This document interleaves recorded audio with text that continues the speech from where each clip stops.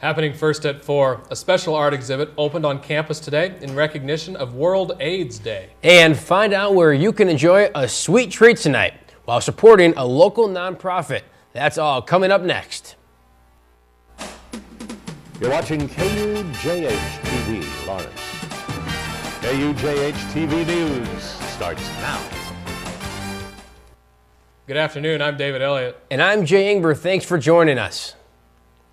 For those of you looking for a new place to study during finals week, a unique addition to the Kenneth Spencer Research Library was revealed Tuesday. KUJH-TV's Nicole Levin has more. The University of Kansas Library celebrates a new addition to the Spencer Research Library called the Marilyn Stockstead Reading Room. Marilyn, a former KU professor, is in attendance and is tonight's guest of honor. University administrators, library friends and benefactors of the community, and many friends and colleagues of Marilyn's joined her last night in the grand opening of her reading room. Executive Director of Communications, Advancement, and Administration, Rebecca Smith, says the reading room is very different than other KU libraries because of its holdings of special collections with rare and great value. It's also where the Kansas collection is held. That's our regional history depository. So anything related to Kansas history, you can come in and read journals of pioneers from hundreds of years ago. The unique library edition is a closed stack system, meaning that the stacks are not browsable. Instead of searching for material yourself, it is brought to you, making it different than any other library on campus. Marilyn Stockstead, funder of the library edition, says the room is important because students need to have as many resources available to them as possible. Libraries and museums are both very important to me, and I want KU to have the best possible facilities for their students. Marilyn says the reading room's materials are more useful for graduate students and faculty. However, the room is available for the use of all KU students, including undergraduates. Nicole Levin, KUJH-TV News. The Spencer Museum of Art opened an exhibit to honor World AIDS Day in collaboration with the Douglas County AIDS Project. KUJH-TV's Izat Mali has more. Over 30 million cases of the deadly AIDS disease has been found across different nations today. The epidemic that was first reported in medical reports 30 years ago is still a very big issue. In the United States, 1 in 5 people don't even know they carry the disease, and every 9.5 minutes someone new is becoming infected. Tomorrow is World AIDS Day, and the Douglas County AIDS Project is working hard with 2 KU student groups to spread awareness and bury the stigma. We use this day to come together and talk about what are the greatest barriers, and so far the greatest barrier to HIV/AIDS remains the stigma. Despite the disease's track record, United Way and the Douglas County AIDS Project group members stress the importance of finding the disease early on. This treatment, antiretroviral treatment, can save lives, but it can also reduce the risks of transmitting the disease by unprecedented 96%. The Douglas County AIDS Project will be giving out free HIV testing on campus for students, and the Spencer Art Museum will be having an Arts Against AIDS event where visitors can see various artwork from famous artists who have suffered from the disease. Izat Mali, KUJH-TV News. For a good cause, you might want to consider dessert before dinner tonight. KUJH-TV's Neam Gambir tells us how a local cupcake business is supporting the fight against domestic violence. By coming into the Cupcake Construction Company tonight from 6 to 8, you can help benefit the Willow Domestic Violence Center by buying a cupcake. The Cupcake Construction Company in downtown Lawrence is holding a benefit event in support of the Willow Domestic Violence Center. A group of KU students contacted the owner of the Cupcake Construction Company, Michael Cricksfeld, and organized the benefit event happening later today. Aaron and a couple of students in a class are doing a fundraiser, and they stopped by asking us if we would be interested in having a donation jar out on our counter. The local cupcake business regularly hosts benefit nights that are dedicated to different organizations around town. Cricksfeld gave the group of students the opportunity to host an event instead of putting a donation jar. Student Aaron Berlin, who is also one of the group members for this benefit, explains the process of the donation. 15 to 20% of the proceeds from each cupcake sold will go to help the shelter. Student Robin Latham, who is also involved with the benefit tonight, gives her input on how they spread the word for the event. We made a Facebook group. We've really taken advantage of social media to try and get all of our friends and family and any students on campus we can possibly get to make it to cupcake construction tonight. The owner and the students involved with the benefit say they hope to see many people tonight and enjoy a cupcake while supporting a good cause. Niam Gambier, KUJH-TV News. Coming up after the break, 200 Occupy protesters were arrested early this morning. We'll tell you where. And later, Tyler Amble will be here at the Weather Center to take a look at what we can expect the weather to be like in the coming days. Stay tuned.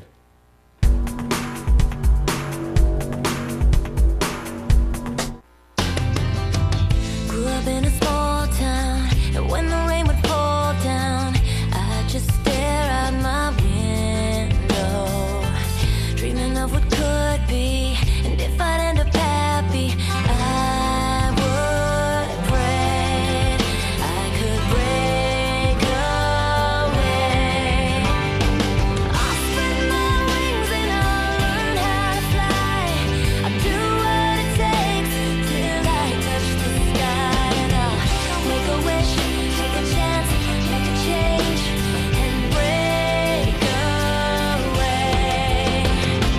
Out of the darkness and into the sun, I won't forget all the ones that I love. I gotta take a risk, take a chance, make a change, and break away.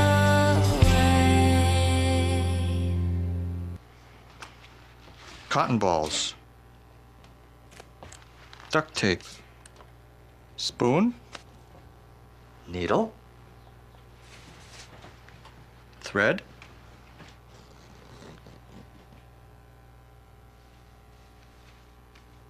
scalpel. The smallest moments can have the biggest impact on a child's life. Take time to be a dad today.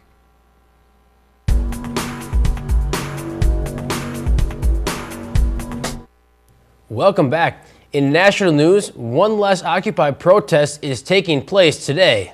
Hundreds of Los Angeles police officers dismantled tents and arrested more than 200 protesters early this morning. Some 1,400 officers moved in on City Hall lawn just after midnight to clear the site where protesters have been camping the past 2 months. City officials described the operation as fairly peaceful. Before the raid, Occupy LA was the largest of the nationwide protest movement, which began in New York's Zuccotti Park. Other big city protests are still intact, as well as Occupy Lawrence, with protesters remaining active in the town. In international news, central banks around the world are working to give Europe's economy a little bit of a boost. This morning, the Federal Reserve and central banks from England, Japan, Switzerland, and Canada announced a plan to help bail out European banks, beginning this December and until 2013. The plan comes at the height of Europe's debt crisis and works to lower the cost of short-term borrowing for troubled European banks. This year's Cyber Monday shopping reached an all-time high, according to a study released today. U.S. online spending reached almost $1.3 billion last Monday, according to market research firm Comstock. That's up 22% from last year, which held the previous record. With Monday's boost, online shopping for the month of November surpassed $15 billion. Black Friday sales were also up, but Cyber Monday beat all Black Friday sales by a healthy margin. It's been a little bit colder here recently in Lawrence. Yeah, but today's beautiful, though, so who knows what's coming up. That's true. Let's go ahead and send it over to Tyler Amble at the Weather Center. You guys hit it right on the head. Today we were actually blessed with a warm afternoon day. Woke up to maybe some chilly skies, felt a little bit like that December air that's coming in. But for the afternoon today, we got blessed with just a wonderfully warm afternoon because the jet stream, as you can see, just kind of like jumped right over the top of us. But that'll be moving on through as we go throughout. Let's take a look at the satellite image. As you can see, the clouds are on their way in. Up north is actually getting hammered by some snow right now. But right now, we have a terrific afternoon in store for you guys. Let's take a look at that radar to the north. Yeah, there you can see it. The Dakotas, Minnesota, all of those northern states are getting anywhere from 2 to 5 inches of snow, and that may come our way later this weekend. We'll take a quick look at, there's tomorrow, the front that will be coming through tomorrow.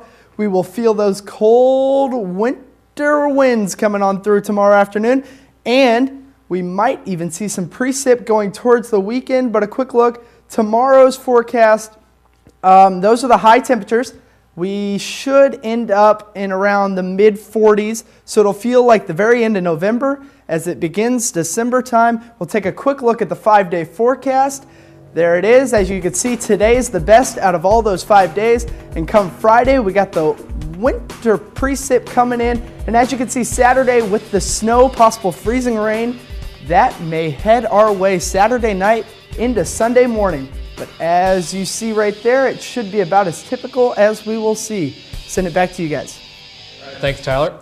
When we come back, Taylor Williamson will be here to preview tonight's men's basketball game. And he'll also tell us about the latest news involving the recent firing of head football coach, or former head football coach, Turner Gill. We'll be right back.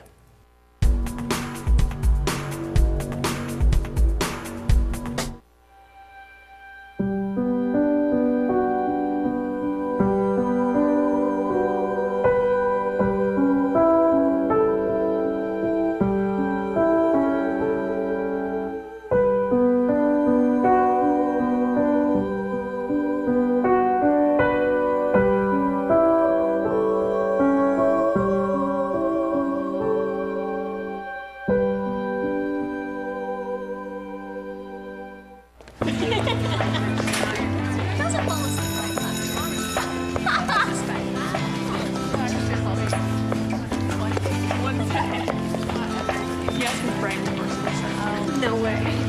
Hi. Hi.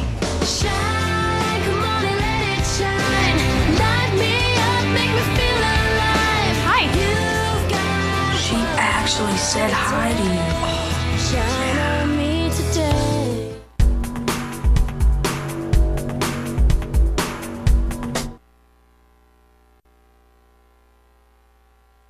Turner Gill, the head coach of the football team, but the men's and women's basketball teams are looking good. Indeed, it has been, David. Let's send it over to Taylor Williamson at the sports desk to check in with what's going on today in the week of Kansas sports.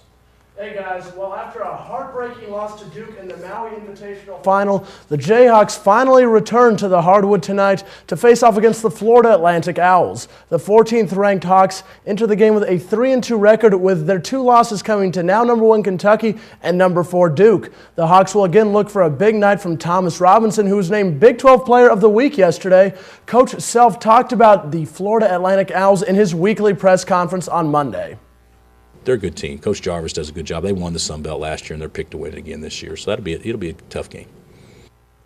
Tip-off is at 7 o'clock at Allen Fieldhouse, and you can catch the game on 90.7 FM KUJH-TV. The KU men's is not the only squad on campus with a big-time player. Carolyn Davis, the junior forward out of Houston, was named by the Atlanta Tip-Off Club to the 2011-2012 Naismith Women's Early Season Watch List. The Naismith Trophy is presented to the women's college basketball players' best player each year. Davis is off to a hot start this year, averaging 19 points and 7.4 rebounds per game, and has led the Jayhawks to a 6-0 record to start the season. The Lady Jayhawks' next game is against the SMU Mustangs tomorrow night at 7 o'clock in Allen Fieldhouse. And even though soccer season is over, the accolades keep coming for the KU women's soccer team. Junior forward Whitney Berry has been named one of the top women's college soccer players by TopDrawerSoccer.com. She checked in at number 97. Berry broke the KU single-season assist record this past year. And the KU coaching search continues, but it may be without one of the early favorites. Speculation has been rampant on KU message boards and from local sports pundits that former Texas Tech coach Mike Leach was one of the leading candidates to take over the spot vacated by Turner Gill. That may not be the case now, as multiple news outlets are reporting that Mike Leach has agreed to take over the vacant head coaching position at Washington State. We'll keep you updated on all news regarding the KU head football coaching search. That's all for now. Back to you guys. Thanks, Taylor. In Kansas, it's not deer near the interstate, but for Virginians on Monday, zebras were spotted sauntering alongside a highway. That's right, David. Well, a couple of zebras got loose from a Lesburn Animal Park in Loudoun County, Virginia, after a maintenance man left their gate open. The zebras toured the town for about 3 hours before the park's vet was able to tranquilize the animals. The zebras were not harmed and are now safely back at home behind closed gates. Well, that's all for your Wednesday newscast. Be sure to check out all the latest on these stories at Kansan.com. We'll be right back here tomorrow at 4 o'clock. Thanks for watching.